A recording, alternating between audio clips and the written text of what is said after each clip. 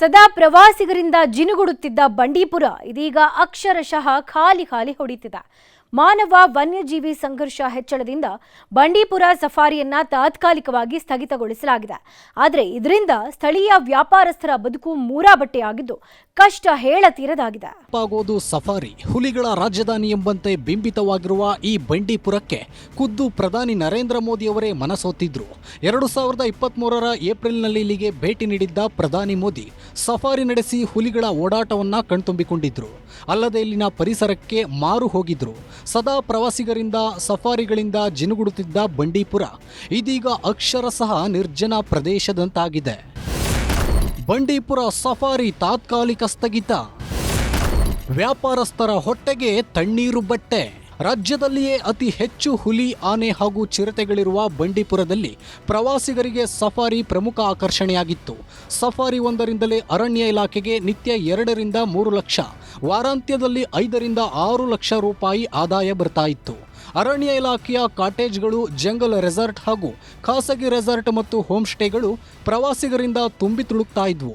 ಆದರೆ ಬಂಡೀಪುರದ ಕಾಡಂಚಿನ ಪ್ರದೇಶಗಳಲ್ಲಿ ಇತ್ತೀಚಿನ ಮಾನವ ವನ್ಯಜೀವಿ ಸಂಘರ್ಷ ಹೆಚ್ಚಳವಾಗಿದ್ದರಿಂದ ರೈತರ ಒತ್ತಾಯದ ಮೇರೆಗೆ ಬಂಡೀಪುರದ ಮುಖ್ಯ ಆಕರ್ಷಣೆಯಾಗಿ ಸಫಾರಿಯನ್ನ ಸರ್ಕಾರ ತಾತ್ಕಾಲಿಕವಾಗಿ ಸ್ಥಗಿತಗೊಳಿಸಿದೆ.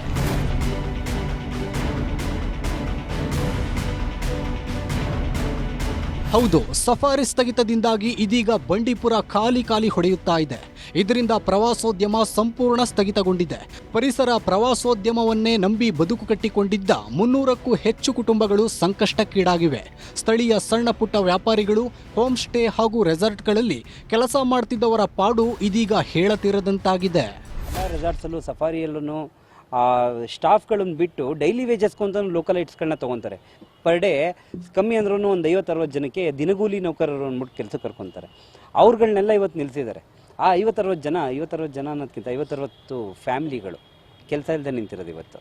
ಈ ಸಫಾರಿ ಮತ್ತು ಟೂರಿಸಮ್ ಸ್ಟಾಪ್ ಮಾಡಿರೋದು ಒಂದೇ ಒಂದು ರೀಸನ್ಗೋಸ್ಕರ.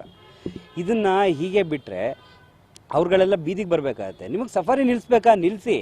ಇಲ್ಲಿರೋ ಸುಮಾರು ಒಂದು 3,500-4,000 ಕುಟುಂಬಗಳೇನಿದೆ ಎಲ್ಲರಿಗೂ ನೀವು ಎಂಪ್ಲಾಯ್ಮೆಂಟ್ ಕೊಡಿಸಿ ಬೇರೆ ಕಡೆ. ಸಫಾರಿಗೂ ಮಾನವ ವನ್ಯಜೀವಿ ಸಂಘರ್ಷ ಹೆಚ್ಚಳಕ್ಕೂ ಯಾವುದೇ ಸಂಬಂಧವಿಲ್ಲ. ಸಫಾರಿ ಸ್ಥಗಿತಗೊಳಿಸಿರುವುದು ಸಂಪೂರ್ಣ ಅವೈಜ್ಞಾನಿಕವಾಗಿದೆ. ಇದರ ಬದಲು ಕಾಡಂಚಿನ ಸಮರ್ಪಕ ಆನೆಕಂದಕ, ರೈಲ್ವೆ ಬ್ಯಾರಿಕೇಡ್, ಸೋಲಾರ್ ತಂತಿ ಬೇಲಿ ಅಳವಡಿಸಿ ಕಾಡು ಪ್ರಾಣಿಗಳು ನಾಡಿನತ್ತ ಬಾರದಂತೆ ಕ್ರಮ ವಹಿಸಬೇಕು ಎನ್ನುತ್ತಾರೆ ಸ್ಥಳೀಯರು.